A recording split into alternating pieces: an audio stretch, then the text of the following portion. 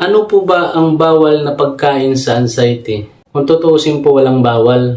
Pero napakarami ang dapat nating iwasan. Kung iba nga nagsasabi, wag na raw tayo kumain kasi halos lahat iwasan, lahat bawal. Di naman yun. Ako, kain din naman ako ng kain. Iwasan mo lang talaga yung mga mamantika, na matataba na yan, masyadong maalat, yan. Yun po ang iwasan nyo. At saka yung mga pagkain, basta yung mga pagkain na yung gumagawa ng takot sa inyo, yung nakakapagpa-trigger ng isip nyo, yun po, medyo iwasan mo muna. Kung sakali na lumakas na yung loob ninyo, doon nyo na po umpisahan na itry siya. Doon mo na subukan kung hanggang saan na yung atapang mo, lakas ng loob mo, kung kaya mo na kainin yung mga yun.